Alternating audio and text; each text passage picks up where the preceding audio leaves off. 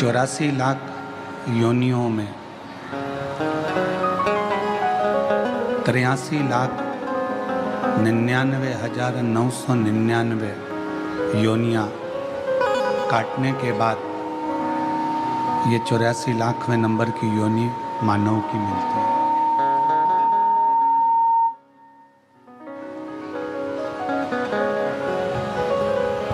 अब 83,99,999 योनि जब कट जाती है तब ये 84 लाखवें नंबर पर मनुष्य देह है।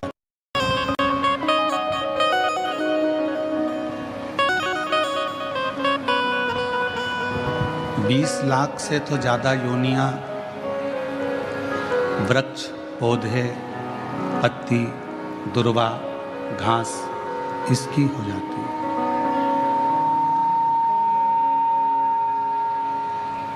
और इन सभी योनियों को त्यागते त्यागते त्यागते त्यागते फिर ये मानव का शरीर, मानव देह फिर प्राप्त हो।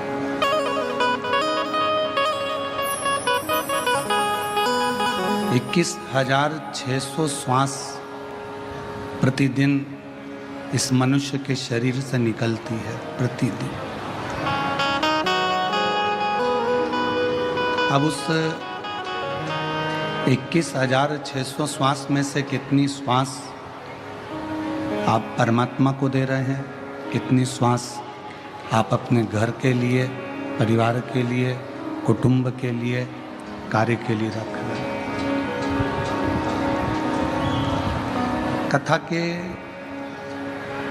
दूसरे दिन में कहा था कि 21,600 श्वास में से यदि मात्र 600 श्वास भी आपने भगवान देवाधिदेव महादेव को या अपने इष्ट को, अपने आराधना के केंद्र परमात्मा को, अपने ईश्वर को अगर दी है तो 21,000 श्वासें अपने आप पवित्र होती चली जाती अपने।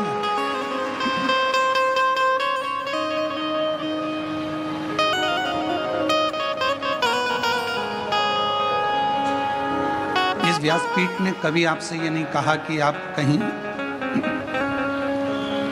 संत बन जाओ या साधु बन जाओ या सन्यासी बन जाओ या तपस्वी बन जाओ या किसी मंदिर में जाकर बैठ जाओ या किसी पवित्र नदी के तट पर जाकर बैठ जाओ।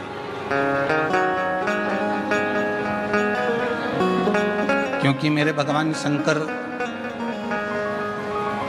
सारे आश्रमों में श्रेष्ठ आश्रम गृहस्थ आश्रम को मानते हैं।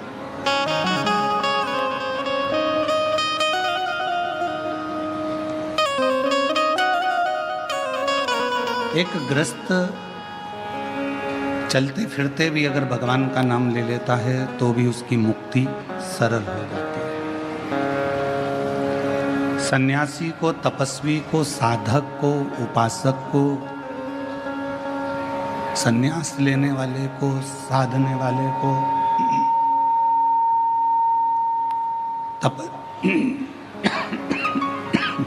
तपस्वी को,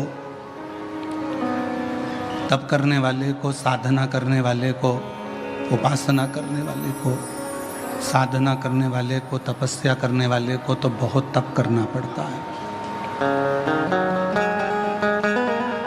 पर एक जो गृहस्थी है, चलते फिरते भगवत नाम का स्मरण करे और पार उतरते चले जाता है।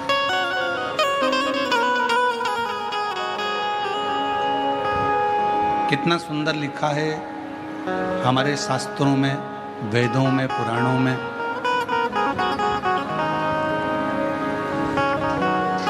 कि तीर्थ में जाकर बैठ गए तो मंत्र जाप ज्यादा करना पड़ेगा, संन्यास ले लिया तो भी भगवान के साधना तप ज्यादा करना पड़ेगा। पर यदि ग्रस्त में रह रहे हो,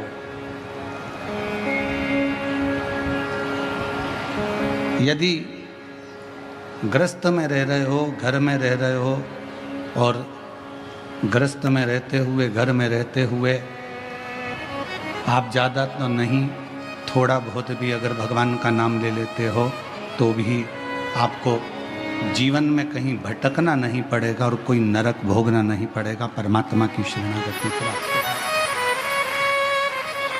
और शंभु शरणे मांगो घड़ी रे दुख काटो, दया करी दर्शन आपो। शंभु शरणे मांगो घड़ी रे दुख काटो, दया करी दर्शन आपो। एक थोड़ा सा भजन, थोड़ा सा स्मरण, थोड़ा सा मंत्र जाप भी मनो शरीर के लिए बहुत है।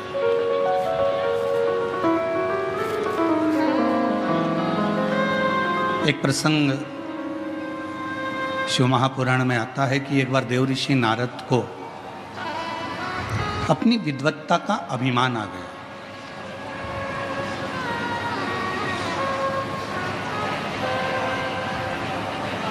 और जब देव ऋषि नारद को अपनी विद्वत्ता का अहंकार आया, देव ऋषि नारद ने भगवान नारायण से जाकर कहा कि जितना मैं भगवान का भजन करता हूं, इतना संसार में रहने वाला कोई व्यक्ति आपका भजन नहीं करता। जितना मैं मंत्र जाप करता हूं, उतना कोई मंत्र जाप नहीं करता। जितनी बार मैं आपका नाम लेता हूं, उतना नाम शायद कोई भी नहीं लेता। भगवान विष्णु ने कहा, हो सकता है कि आपका मंत्र जाप प्रबल हो, आप श्रेष्ठ हो, मना नहीं।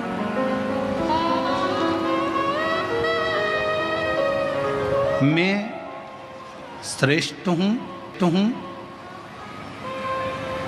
ये आपकी विद्वत्ता है, पर केवल पूरी दुनिया में मैं ही श्रेष्ठ हूं ये आपका अहंकार है।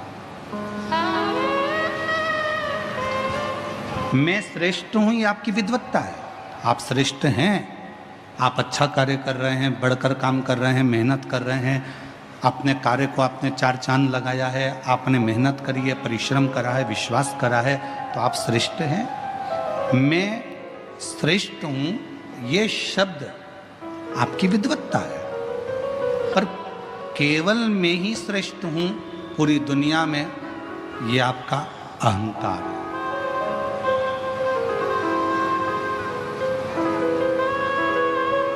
शिव महापुराण की कथा तो यहाँ तक कहती है, आप अगर भगवान की पूजन कर रहे हो, दान कर रहे हो, भजन कर रहे हो, स्मरण कर रहे हो, तो भी भगवान के सामने इतना जरूर कहना, प्रभु मेरे हाथों को ऐसा बना कर रखना कि मैं ये दान, ये धर्म, ये पुण्य करता रहूं, और तेरे हाथ की छाया मेरे सिर पर ऐसी बना कर रखना कि मेरा भंडार भरा रहेगा, तो मैं दोनों हाथों से ये लुटाता चलूं।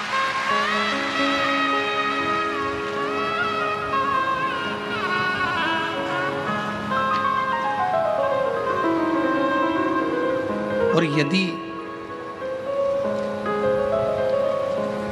मुझ में अगर तुमने ये दे दिया, मुझ में अगर ये कह दिया कि नहीं ये मेरा है और मैं लुटा रहा हूँ, या मैं कर रहा हूँ, या मैं देने वाला हूँ, या मैं लेने वाला हूँ, तो ये ठीक नहीं, ये श्रेष्ठ नहीं, ये अहंकार की निशानी।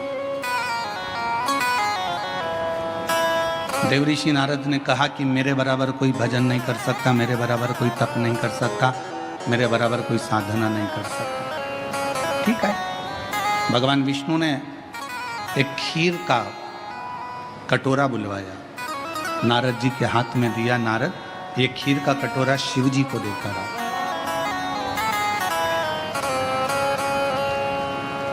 अब नारद जी से कहा कि शिव देवाधिदेव महादेव जी के पास में ये खीर का कटोरा लेकर जाओ, परंतु इसकी खीर एक बूंद भी नीचे नहीं गिरना चाहिए।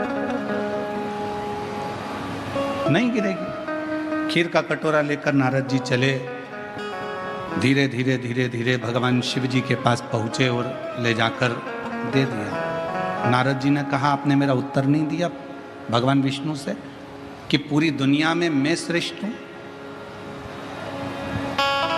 मेरे बराबर कोई भजन नहीं कर सकता, मेरे बराबर कोई कीर्तन नहीं कर सकता, मेरे बराबर कोई मंत्र जाप नहीं कर सकता, मेरे बराबर कोई नाम जाप नहीं कर सकता। भगवान नारायण ने कहा कि एक बात बता नारद, तो खीर का कटोरा लेकर गया था, खीर कहीं गिरी तो नहीं? नहीं नहीं नहीं नहीं गिरी। ठीक है, कटोरा ले जाते तूने मेरा नाम कितनी बार लिया? देवऋषि नारद ने कहा यदि नाम लेता तो खीर ही गिर जाती, इसलिए एक बार भी मैंने नाम नहीं लिया। भगवान नारायण ने कहा नारद, तुझसे तो बड़ा संसार में रहने वाला एक मनुष्य है जो दुकान पर जाता है तो मेरा नाम लेता है और आता है तो मेरा नाम लेता है, खेती कर रहा है तो मेरा नाम ले रहा है, कर्म कर रहा है तो मेरा नाम ले रहा है। तो कहा उसने कोई सन्यास नहीं लिया, उसने कोई तपस्या नहीं करी, उसने कोई साधना नहीं करी, उसने अपना घर नहीं छोड़ा, अपनी प्रॉपर्टी नहीं छोड़ी, अपना परिवार नहीं छोड़ा।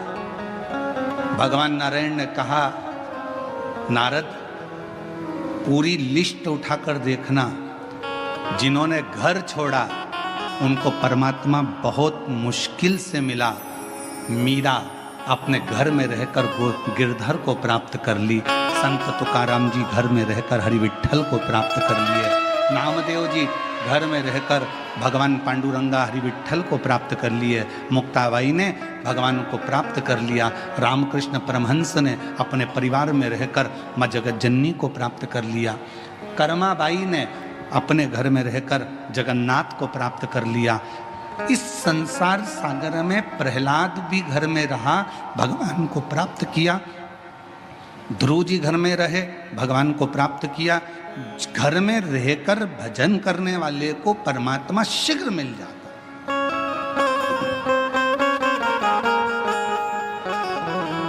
अब तुम्हें भटकना नहीं।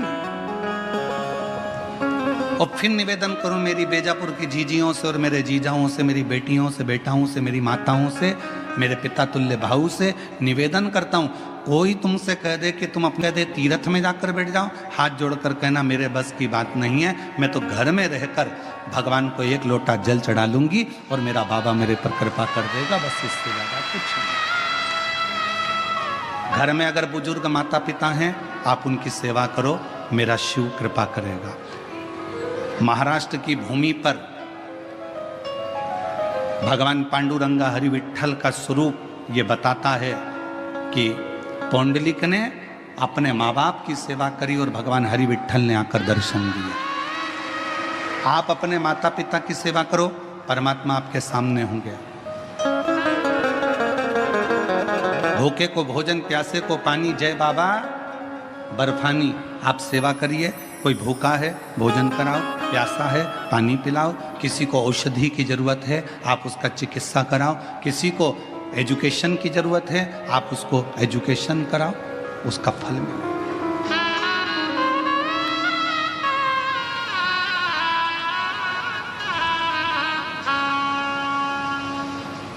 जरूरी नहीं है कि आप किसी व्यक्ति को कोई धन दोगे तो दानी कहलाओगे।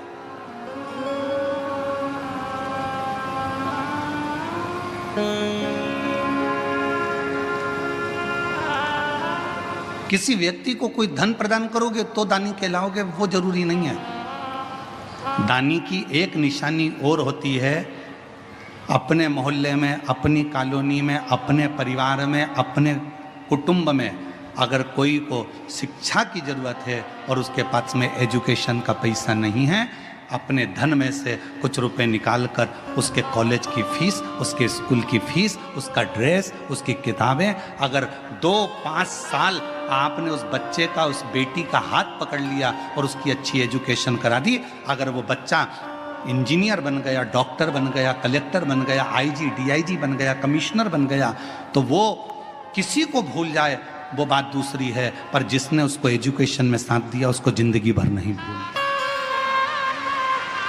वो नहीं भूल पाता।